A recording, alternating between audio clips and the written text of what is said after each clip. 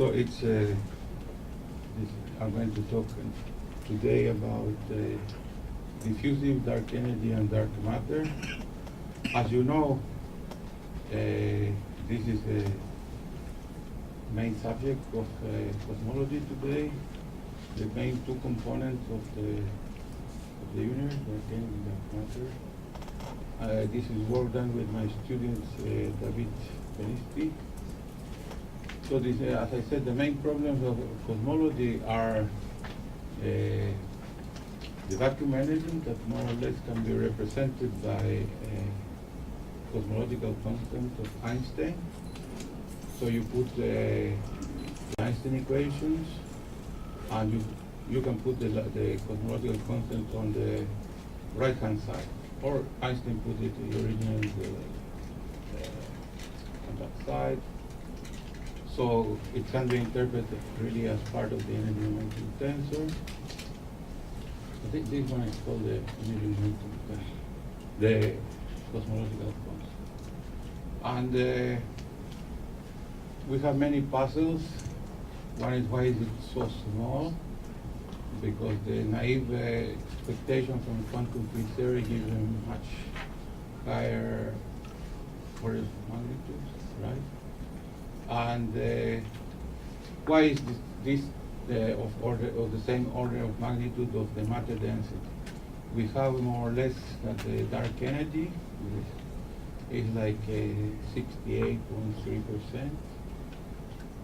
The dark matter is 26.8%, and the ordinary matter is just about 5%. So it's this is like more or less the same order of magnitude. So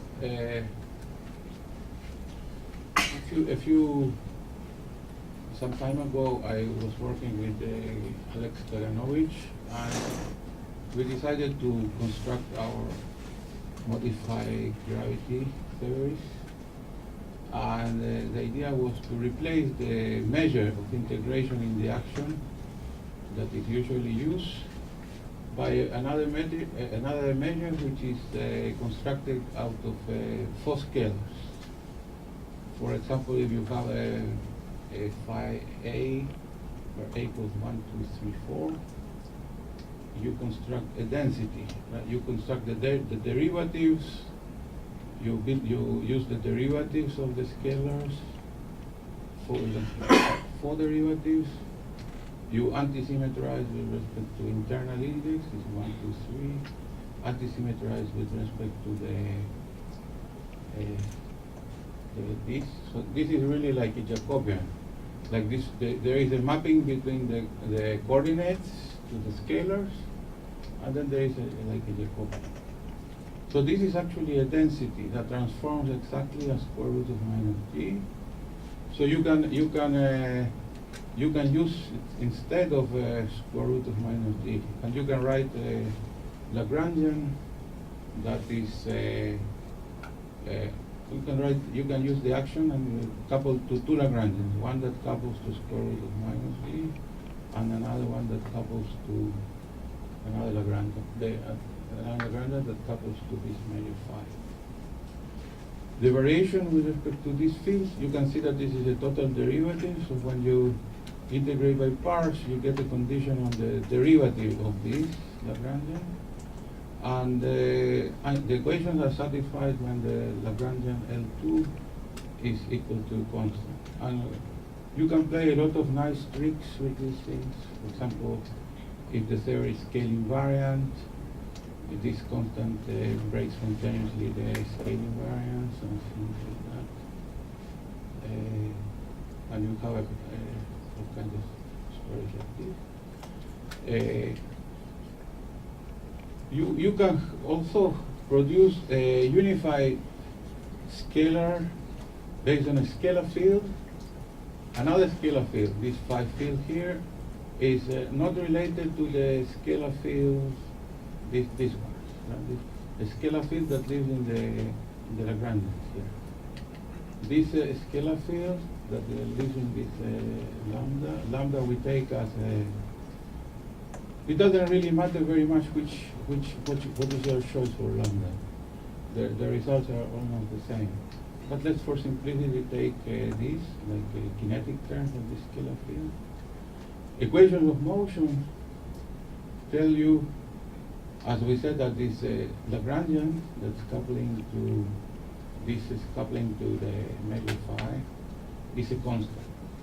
Second, you see the shift symmetry of this, right? Phi goes to phi plus a constant, leads you to a conservation of a current conservation of the current. And third thing, you have a T mu nu of this form. So you can see that although we started with the theory which is scalar, the scalar field theory, the effective theory behaves like a cosmological constant term here, right? And this term is basically a dust, behavior of dust. For example, if it is a cosmological solution, this has only 0 component. And this part are separately conserved, and it exactly gives you the lambda CDM model, except that there was no really dark matter field. It's all coherent scalar field. There is no dark matter. It's not modified gravity. It's modified gravity, but it's not like the Mond, that the Mond says that you don't have a really dark matter. You can say this is really dark matter, but it's not really particles, right? The dark matter comes from the scalar field. So this I have worked with my colleagues from Bulgaria, that was Elin Lithinov and Svetlana Kusheva, and before that with the colleagues from California. And but these are totally non-interacting. The dark matter, so it's strictly the lambda CDM model. There is no exchange of energy between the dark energy and dark matter. So since phi dot square is a constant, phi dot is also a constant, you can write it like this. There is a conserved current. The current goes down like a to the cube, and the conserved energy, this is for case of cosmology, right? And so phi vector we are setting to 0, and we are putting this in an expanding Robertson-Walker metric, right? So the lambda, the cosmological constant, is a constant. You have p equals minus rho equals minus p equals minus rho. The dark matter component goes like 1/8 cubed, and there is no pressure. You get the standard solution, right, of lambda CDM. For example, if spatial curvature is 0, you get this. So now there was some discussion in the literature about diffusion, and then the diffusion was speculated to have some role in some exchange of dark energy and dark matter, and we were interested in this, and we tried to connect with the previous thing that I told you. So what was the idea of diffusion? So these authors studied diffusion in Kerr space-time, particularly this Calogero and Hapa, and you have basically the diffusion equation, Fokker-Planck equation. You have a current, and you have a T mu nu. And basically, this equation becomes in a general coordinate invariant form, that the energy momentum tensor of the particles, for example, is not conserved, but rather the energy momentum tensor, the covariant divergence of energy momentum tensor, is proportional to a current. And this current itself is conserved. So there is a conservation law. If you take twice divergence, it's going to be conserved, but not once. So the number of particles is conserved, but not because this J mu is like number of particles. So there was a simple model to implement this idea. That was the Calogero model. He called it, instead of lambda CDM, he called it 5 CDM. So he says this is Einstein's tensor. The other side is particles contribution and like a cosmological constant. But it's not really constant because this field here, phi, the divergence of this, all this thing together has to be 0 because this is the Bianchi identity, right? But this by itself is not 0, and this by itself is not 0. But they have, so they say, let's take this divergence of this equals to this current, like the diffusive theory, and this has to compensate, like that. So the scalar field compensates with the matter, this cosmological constant, and the matter exchange energy. The only problem is that and the authors admit by itself is that this modification is kind of by hand. And nowadays we only respect a little bit more theories that come from action principle. This idea is very nice, but it doesn't come from an action principle. Okay, so we wanted to apply more or less our ideas to construct an action principle that gives us something like this. But we find not equivalent series, similar series, but not equivalent to this Calogero. And I'll tell you how we do that. So we start with these ideas of two major series. The basic result of the two major theory is basically a conservation law, like the Lagrangian that couples to the Lagrangian that couples to this is a constant. Now the two major theory is expressed in this form. You can express this as a, suppose that you want to, instead of saying that L1 is a constant, you want to put a condition on a certain energy momentum tensor to be conserved. So you write instead of this, you write this here. Chi lambda is a vector field. We call it dynamical space-time vector field. And this is the covariant derivative of this vector. And if you integrate by parts, you get this condition, right? And if you insert this particular form for the T1, you get basically, as in the two major theory, that this lambda here, it has to be constant. So it's basically kind of a generalization of this two major theory. Now we want to, instead of conservation of an energy momentum tensor, we want to get non-conservation of an energy momentum tensor in the way that diffusive theory tells us. But as we said, the second divergence of the energy momentum tensor, we want to be conserved. So this is appears very simple because instead of this full vector being all the components being independent, you can say that this full vector is a gradient of a scalar field.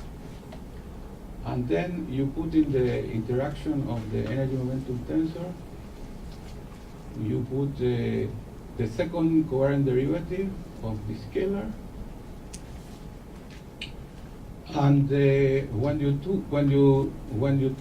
consider the equation of motion of this field, you get that the covariant derivative, the divergence of the covariant derivative is 0.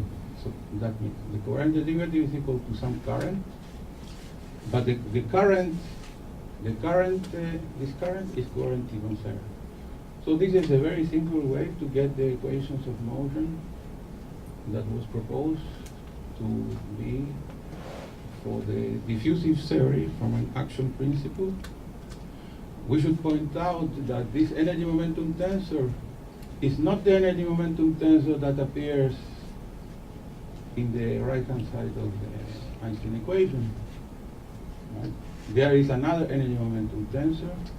We call it T mu nu G, which is the variation of total action with respect to matter.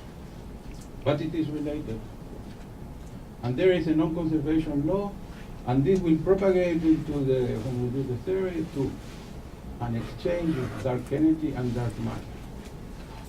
And we will see that the results are a little bit different from the Calogero model. So we have also the because you see this is a high derivative theory. People sometimes are afraid of high derivative theory because you can get ghosts and stuff like that. So you can formulate this idea without high derivative theory. You can say that you have this here. We have a 4 vector, not a derivative, right? And you add this term, like this, like chi mu plus a mu a square. So the variation with respect to the vector field will give you this, and the variation with respect to the A field will give you that this current is conserved. Okay? In the limit of sigma goes to infinity, this term forces this to be 0, and then you, as a limit, this theory has as a limit the previous theory. But this theory doesn't have high derivatives. So, this model has symmetries. For example, if you shift the T mu nu by constant times G mu nu, is not affect the equation of motion. So, for example, in the process of normal ordering, you add an infinite constant. This doesn't affect the equation of motion. And the tight field has a shift symmetry also. Let us consider a toy model, mechanical toy model, because we want to analyze a little bit this idea that you have two energies, right? So this is like a second derivative, and this is like something that looks like an energy. So this looks very like the general relativistic model. If you have one derivative here, you will have the conservation law of this. But when you consider the equation of motion with respect to V, you said that the second derivative of this is 0. So the first derivative of this energy is a constant. That means that this energy has a linear dependence on time. You can work some other equations of motion. And then also you have, so this energy is not conserved, right? It's like you are pumping energy into the system. But you can have, the Hamiltonian is time independent, so you have a conserved energy. You have to work with the Hamiltonian formalism with secondary derivative. Okay. Let's go back to the model with the how this idea produces interactive, diffusing, dark energy, dark matter. So we take this T mu nu chi equals lambda, G mu nu. Lambda is like a kinetic term. The full theory, if we insert this into the previous action, you get the Lagrangian like this. A non-trivial equation of motion, the Lambertian of the lambda equals 0. There is a conserved current. Yeah. The energy momentum tensor is constituted of two parts, this part and this part. This is a very interesting part that the Calogero doesn't have. We have here, and it plays a very interesting role. So there is a dark energy part and a dark matter part. If you have a cosmological solution, this just has a 0-0 component. So this is dark matter, and this is dark energy. So this part is not exactly constant, right? Because we will see how it goes.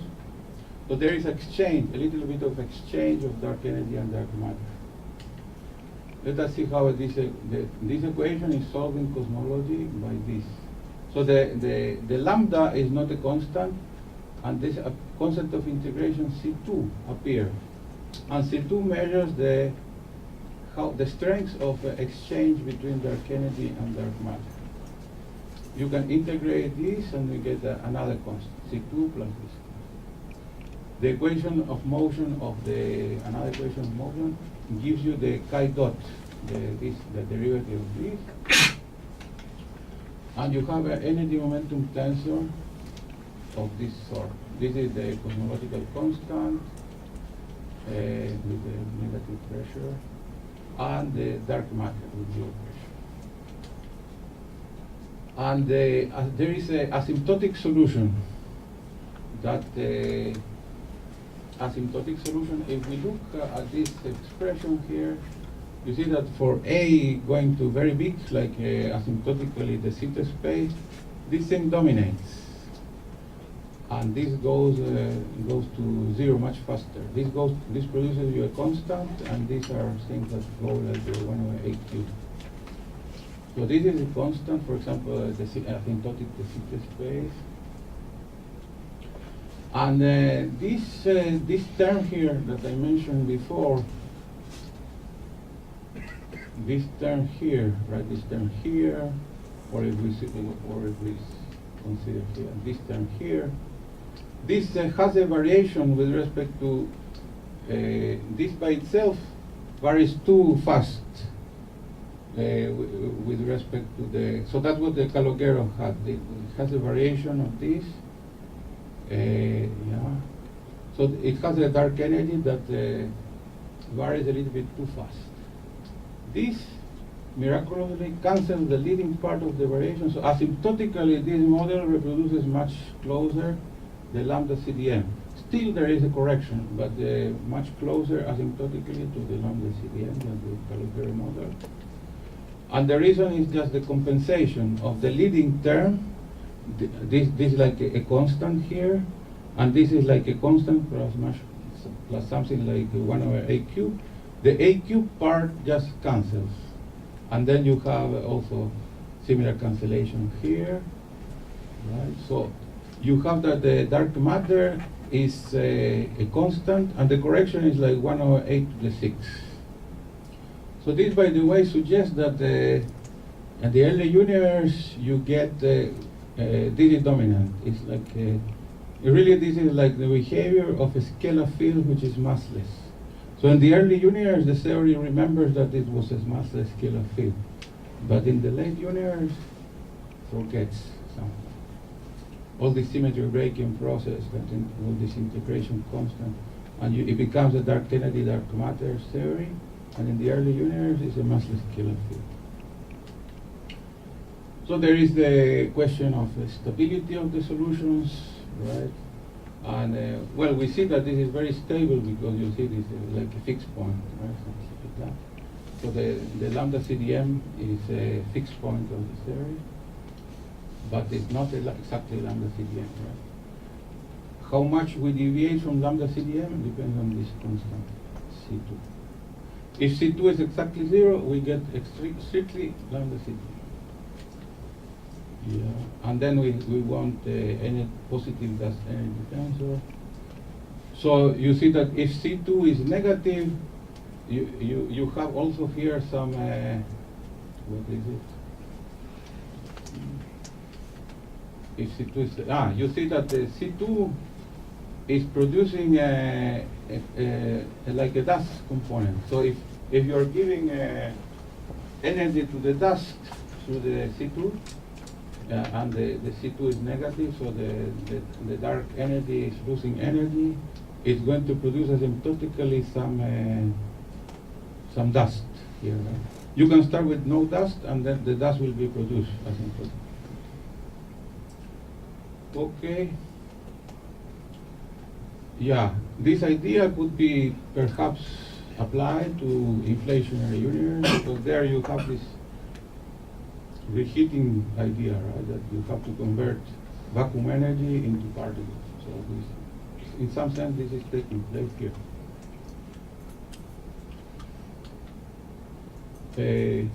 As you can do some perturbation theory. For example, we know that the C2 equals 0 is exactly the lambda CDM. And this we said before. And then you do kind of perturbation theory. You define this as a very small, and start with this previous solution, and do perturbation theory, and you can see that this for rising dark energy, dark matter goes lower, and from decreasing dark energy, the amount of dark matter goes up. So this makes sense if you want to have some idea of cosmic coincidence. Well, they are a little bit balanced. At the end, they are exchange very little energy, but at the beginning of the universe, there was a little more stronger interaction. As we said, that the theory without high derivatives is what we mentioned before. Is like this, right? This is not a double derivative, it's just chi mu is a vector. And we have this. And the energy momentum tensor has a cosmological term. Now it's modified by this term. And now this term.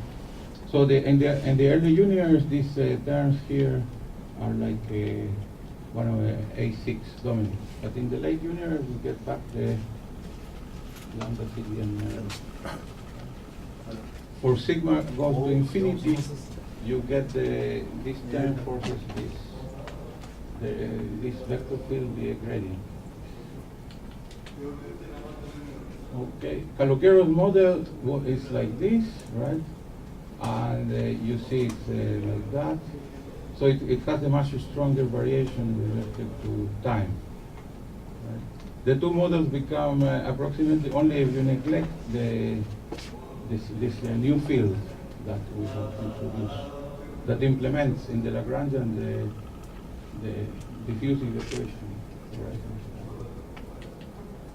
And it is interesting that you can have some ideas about quantum theory, because in the quantum theory you have you can say this model, for example. You can integrate out the chi field, because it's the variation with respect to the chi field is this. You can put back into the action, because if you can solve algebraically a field, and you are allowed to put back into the action, so you get something like this. The integration of the A fields give you a delta function. So you see that the action here is a positive definite. So it seems that the quantum theory may have a well-behaved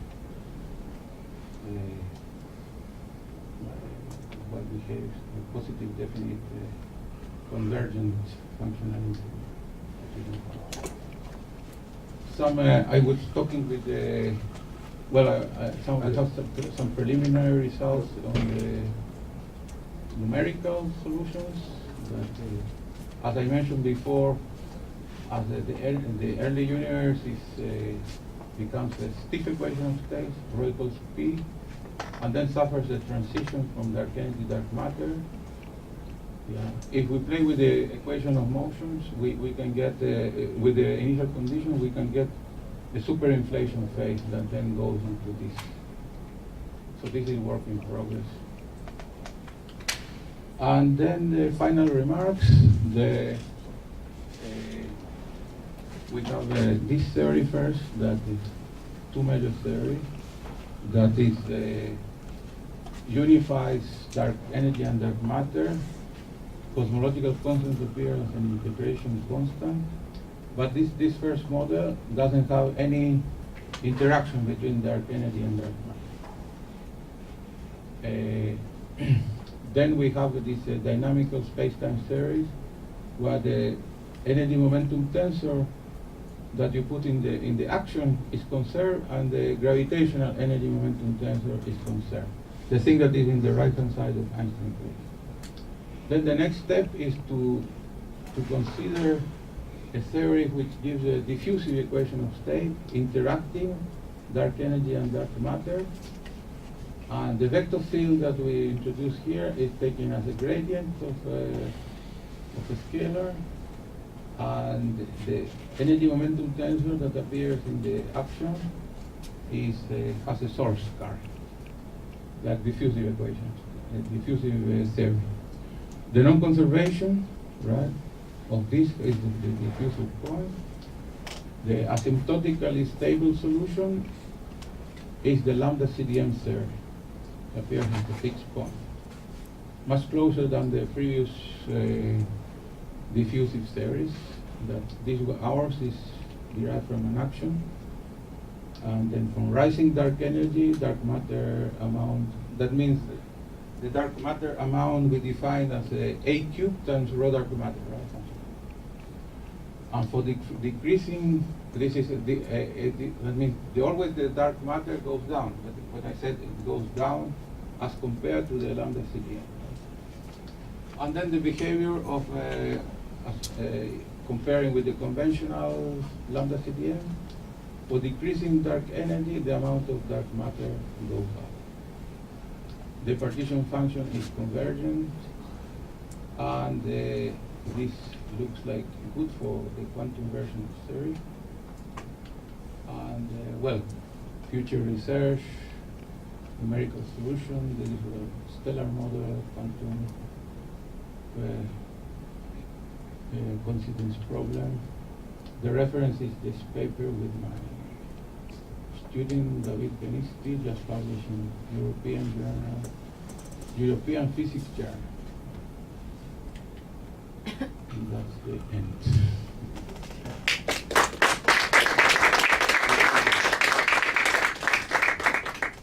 Any questions? Many questions. This is like double fluid. Yes, it's two fluids, exactly, yeah. Now they are interacting. In the first model, they are just separately conserved. And then there are interaction, like a diffusive interaction. Well, I have different models. Mm-hmm. I used to interpret that as interpolating two different models. Yeah. So you are interpolating those things, dark energy, dark matter. But in my methods, in my models, I used to interpolate any two exact solutions, whether vacuum or non-vacuum. So when I saw this, it is exactly an interpolating problem. You have two solutions and you Yes. get something in the middle. Yeah, for example, one of my recent work with Mr. Habib was about to interpolate Melvin electromagnetic universe with the Bertozzi Robinson. Oh, So a plane with the Bertozzi, yeah. yes, so you write a single metric, and at different limits you achieve those cases. Yeah. So it is of course very interesting, very good. But when I saw your capital phi in the beginning, Yeah. that sounds like a topological. Yeah, it is topological. Yeah. If you don't multiply it by Lagrangian, it is a total derivative. So it wouldn't act. Yeah. But once you multiply by Lagrangian, it's not anymore topological. Right. But this means that if you add to the Lagrangian a constant, it doesn't affect the equation of motion because you are adding a topological term. Exactly. Yeah, that's why usually if you have square root of minus g, you add a constant. It's not an invariance of the theory. You modify the cosmological constant. So here is like the vacuum part of the L is not affecting the equation of motion. Yeah. Your metric is still the Friedman. Yeah. The metric. You have only one variable, the radius yeah. of the universe. As long as we do homogeneous, right? Then if you do perturbation, then there will be all kinds of things. And the small a going to zero limit, I think, is well defined. Yeah, it was defined. Yeah, at the small a, the theory forgets that it was dark energy dark matter, goes back to, remembers that it was a really scalar field. Like the high energy limit, then the theory knows it's a scalar field. Then after all these integration constants, there all this symmetry breaking and stuff. Yeah, the cosmological constant is like produced by a symmetry break, like integration constant. So it's all of this is like low energy stuff. So the lambda CDM is like a low energy stuff. At the early universe you have scalar field, massive scalar. So the experimental findings, like 75%. Yeah. This you adapt. You fix the constants in this. Yeah. There's constants. Yeah. So my student is going to do lots of numerical things. Very good. Any questions? So let's come to the Thank you very much.